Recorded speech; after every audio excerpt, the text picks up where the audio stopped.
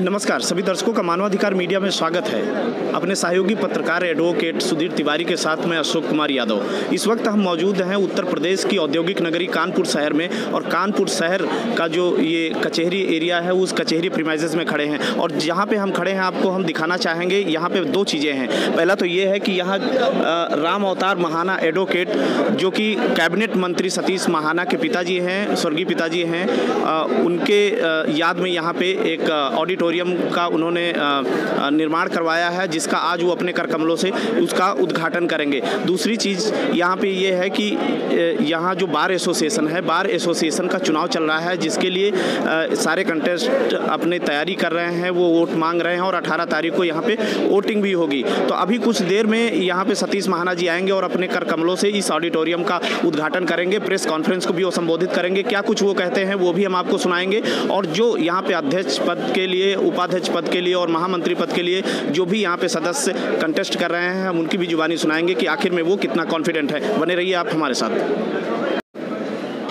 हमारे साथ Kanpur bar association के इस समय हम प्रीमाइसेस में खड़े हैं, और वहाँ पे वर्तिका दवे जी हैं, जो कि संयुक्त मंत्री प्रकाशन पद के लिए यहाँ पे कंटेस्ट कर रही हैं। हम उनसे जानते हैं कि आखिर में किस तरीके से उन्होंने अपनी तैयारी कर रखी है। वर्तिका जी, आपका स्वागत है। बहुत बहुत धन्यवाद। आपने बहुत अच्छा प्रश्न मुझसे पूछा कि मेरी क्या तैयारी है। हकीकत में मैं चुनाव में 7 तारीख को आई हूँ, लेकिन मेरी 10 सालों की तैयारी है, क्योंकि मेरा 10 साल का प्रैक्टिस का एक्सपीरियंस है, और मैं नियमित रूप से कचहरी आती हूँ। और चुनाव लड़ने की वजह और हिम्मत भी मुझे इसी से आई कि ये मेरा पूरा परिवार मुझसे परिचित है। और अधिवक्ता वो तबका होता है जो अपने क्लाइंट का प्रतिनिधित्व करता है। प्रतिनिधित्व करना अधिवक्ताओं का धर्म भी है और कर्म भी है। इसलिए मुझे लगा कि मैं जब औरों का प्रतिनिधित्व करती हूँ तो मुझे अपनी संस्था के लोगों का भी प्रतिनिधित्व करना चाहिए, जिससे हमारी बात प्रभावी तरीके से आगे पहुँच सके। इसलिए मैं चुनाव में आई। मैंने कोशिश करी है कि मैं अपने सभी प्रिय एवं सम्मानित अधिवक्ता बंधुओं से मिली हूँ, सबको मैंने अपनी बात बताई है, और मैंने समर्थन लेने की कोशिश करी है कि मेरे से अगर वो प्रभावित हो सके, अगर उन्हें लगता है कि मैं एक योग्य प्रत्याशी हूं, तो वो मुझे वोट करें। इसके पहले भी आप किसी पद के लिए कभी कंटेस्ट कर चुकी हैं? कभी नहीं किया मैंने, पहली बार किया है। तो क्या लगता है आपको? और मुझे लगता है कि ये कचहरी मुझे बहुत प्यार दे रही है। कचहरी का चुनाव कचहरी के अंदर होना चाहिए, अधिवक्ताओं के बीच होना चाहिए, अधिवक्ताओं के लिए होना चाहिए, और ये मुझे समर्थन मिल रहा है, और मैं बहुत खुश हूँ। मुझे बहुत प्यार मिल रहा है अपने अधिवक्ता बंधुओं का, और वही मेरी असली ताकत है। नहीं, आपको प्यार क्यों मिलना चाहिए? उसके लिए, उसके पीछे आपका कोई एजेंडा है? मुझे प्यार इसीलिए मिलना चाहिए क्योंकि मैंने 10 साल अपने परिवार के बीच में बिताए हैं, और मिलना चाहिए के साथ में मैं कह रही हूँ मुझे मिल रहा है। मैं इसीलिए, वही मेरी ताकत, वही मेरी एनर्जी है कि मैं काम कर पा रही हूँ, क्योंकि मुझे बहुत प्यार मिल रहा है। बहुत सब मुझसे कह रहे हैं, और इस समय एक यही आवाज़ आ रही है कि प्रैक्टिशनर्स अधिवक्ताओं को आना चाहिए, जो समाज में प्रभावी तरीके से अधिवक्ताओं की, और क्योंकि अधिवक्ताओं के पीछे भी बहुत बड़ा एक समाज जुड़ा हुआ है, प्रभावी तरीके से अपनी बातों को आगे कह पाएं, रख पाएं। आपको बात रखने के लिए बहुत बहुत धन्यवाद। फिलहाल ये बहुत कॉन्फिडेंट हैं कि नहीं, ये जीत रही हैं। बहुत बहुत धन्यवाद। चुनावी घमासान बार एसोसिएशन कानपुर में अपने जोरों पर है। 18 तारीख को वोटिंग है, और हमारे साथ इस समय शिव कुमार पांडे जी हैं, जो कि प्रशासन पद हेतु संयुक्त मंत्री के लिए वो कंटेस्ट कर रहे हैं। सर, बहुत बहुत स्वागत है जी। किस लिए आपको वोट देनी चाहिए? मैं कानपुर बार में जो हमारे युवा अधिवक्ता हैं, हमारे सीनियर अधिवक्ता हैं, युवा अधिवक्ताओं के पास चेंबर नहीं है, उनके लिए मैं प्रयासरत हूँ। और जो हमारे सीनियर अधिवक्ता हैं, जिनको आने जाने में कोई दिक्कत होती है, उनकी व्यवस्थाएं कराई जाएंगी लाने जाने की, और अधिवक्ता निधि बढ़ाने की हमारी अपील है। सरकार से भी करेंगे हम लोग, और हमारे जनरल से भी करेंगे, एडवोकेट जनरल से भी, और युवा अधिवक्ताओं को जो भत्ता मिलना है उसके लिए भी हम लोग प्रयासरत हैं। बात करेंगे कि हमारे युवा अधिवक्ताओं को भत्ता मिलता रहे। पहली बार आप चुनावी मैदान में हैं, इसके पहले भी आप लड़ चुके हैं? मैं एक बार पहले लड़ चुका हूँ, पिछले साल मैं रनर रहा हूँ इसी पद पे। अच्छा, इसी पद पे रनर रहे। इस बार आपको क्या लगता है? जबकि हम जीत रहे हैं। जीत रहे हैं जी, हमारे जी। चलिए, आपके कॉन्फिडेंस आपका भी कायम रहे। फिलहाल इनका भी दावा है कि हम जीत रहे हैं। बहुत मौजूद हैं ऋषभ अवस्थी जी, जो संयुक्त मंत्री प्रकाशन के लिए इस बार वो कंटेस्ट कर रहे हैं। फिलहाल वो हमारे साथ हैं। सर, बहुत बहुत स्वागत है। जी, धन्यवाद आपका। किस लिए आपको वोट मिलना चाहिए? इस कानपुर कचहरी में युवाओं के लिए संघर्ष के लिए मैं हमेशा से रहा हूं। अभी इस समय इस बार में जो COP वाला विवाद हुआ था, वो मेरे द्वारा ही उत्तर प्रदेश बार काउंसिल के संतुष्टि द्वारा हल कराया गया और जिससे पूरे प्रदेश में 18,000 मतदाता बढ़े। व मेरी इस लड़ाई से कानपुर बार एसोसिएशन में जितने भी प्रत्याशी चुनाव नहीं लड़ पा रहे थे, अब वो भी लड़ रहे हैं। तो जो आपने ये लड़ाई लड़ी है, जिसकी वजह से इतने सारे वोटर बढ़े हैं, क्या उसका असर यहाँ हो रहा है? बिल्कुल हो रहा है। आम युवा अधिवक्ताओं का साथ मिल रहा है और वरिष्ठ अधिवक्ताओं का आशीर्वाद मिल रहा है। इसी तरह मैं हमेशा अधिवक्ताओं के लिए संघर्षरत रहूँगा, यही मेरा वादा है। किस तरीके का आपको रिस्पांस मिल रहा है? जहाँ भी कहीं भी कचहरी में जाता हूँ तो सभी अधिवक्ताओं मुझको बहुत ही परम स्नेह मिल रहा है और उसमें कहीं ना कहीं मेरी प्रैक्टिस और मेरे संघर्ष का फल मिल रहा है। पहली बार आप चुनावी मैदान में हैं? जी हाँ, पहली बार ही इस संघर्ष में मैं उतरा हूँ। आप कॉन्फिडेंट हैं? कॉन्फिडेंट मुझको मजबूत करते हैं यहाँ के सभी अधिवक्तागण, जिनकी वजह से मैं कॉन्फिडेंट हूँ।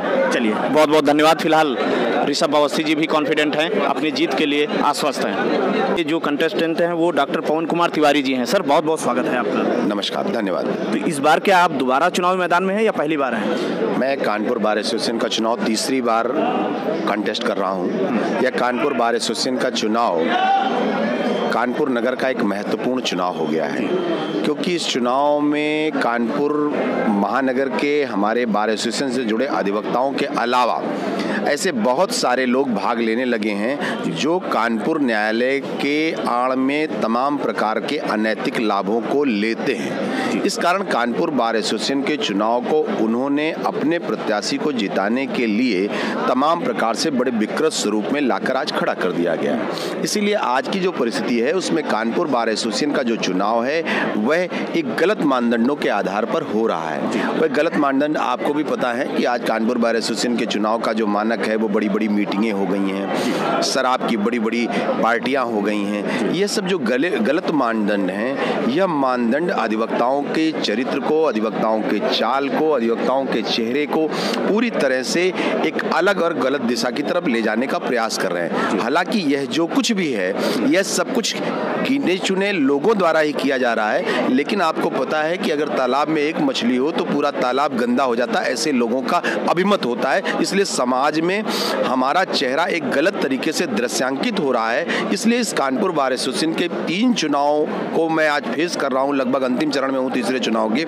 मेरा प्रयास है कि हमारे आने वाले युवाओं के लिए और कानपुर बार एसोसिएशन के भावी भविष्य के लिए मैं एक नए मानक, मैं नए मानदंड, अधिवक्ता वृत्ति के जो वास्तव में स्थायी मानदंड हैं उनकी पुनर्स्थापना के लिए और अधिवक्ताओं के चाल चेहरे और चरित्र को पूरी तरह स्वच्छ बनाने के लिए जो भी मानदंड चुनाव के होने चाहिए, मैं उन सभी मानदंडों के अनुरूप इस चुनाव को कंटेस्ट कर रहा हूं। मैंने विपरीत परिस्थितियां होने के बाद भी अपने इन मानदंडों को मैंने किसी भी तरीके से हटने नहीं दिया है। चूंकि मैं एक शिक्षक भी हूं, मैं विद्यालय में अपने विधि के विद्यार्थियों को जो पढ़ाता हूं, मैंने अपने व्यक्तिगत चुनाव में भी उन्हीं मानदंडों को पूरी तरह से जारी रखा है, क्योंकि मेरा अपना मानना है कि जो एक चेहरा अधिवक्ता समाज का समाज में एक विश्वसनीय रूप से जाना जाता है, वह चेहरा समाज में तथाकथित कुछ लोगों के द्वारा विकृत न किया जाए। चुनाव उस विकृति का एक आधार बनाकर लोग समाज में पेश कर रहे हैं। मैं इन मानदंडों को, इन परिस्थितियों को बदलने के लिए इस पूरे चुनाव को कंटेस्ट कर रहा हूं। मेरा अपना यह भी संकल्प है कि मैं अपने आने वाले अधिवक्ताओं के लिए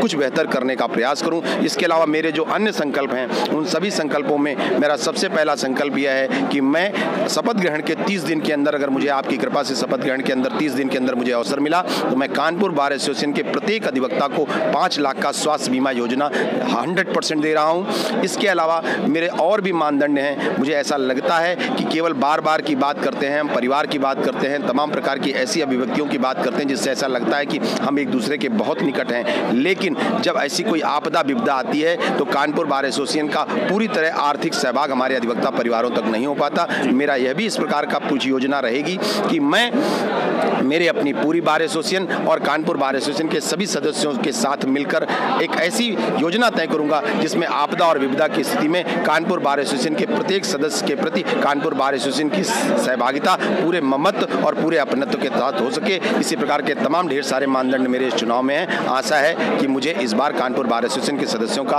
अपनत्व और स्नेह मत के रूप में अवश्य प्राप्त होगा। कितना कॉन्फिडेंट हैं आप कि आप जीतेंगे? कानपुर बार एसोसिएशन के जो सदस्य हैं उसमें से 99% लोग एक अच्छी और सच्ची भावना को चाहने वाले हैं। इस बार मुझे लोगों का पर्याप्त स्नेह मिल रहा है और लोगों का स्नेह इस दिशा में जा रहा है कि इस बार कानपुर बार एसोसिएशन नए मानदंडों पर आधारित होने वाले प्रत्याशी को विजयी बनाएगी और ईश्वर की कृपा से मुझे विजय मिलने वाली है। जी बहुत बहुत धन्यवाद बातचीत करने के लिए। फिलहाल पवन तिवारी जी इशारों में कई चीज़ें कह गए, लेकिन फिलहाल चुनाव के लिए वो आश्वस्त हैं कि नहीं, इस बार वो बिल्कुल जीतेंगे। अधिक कार्य दिवस और वो हमने दिए हैं। ये हमारी पूरी कचहरी आपसे बताएगी कि हमने मात्र 6 स्ट्राइकें की हैं और आज भी हमारी मजबूरी थी, अदरवाइज हम स्ट्राइक ना करते, क्योंकि आज ये कार्यक्रम है और जो आप हमारे दर्शकों के यहाँ देख रहे हैं और वो आपसे मिलना चाहते थे, इसलिए उनका निवेदन था कि स्ट्राइक हो और हम इस कार्यक्रम को सुन सकें, अदरवाइज हम ये स्ट्राइक ना करते। अब मैं इसी क्रम में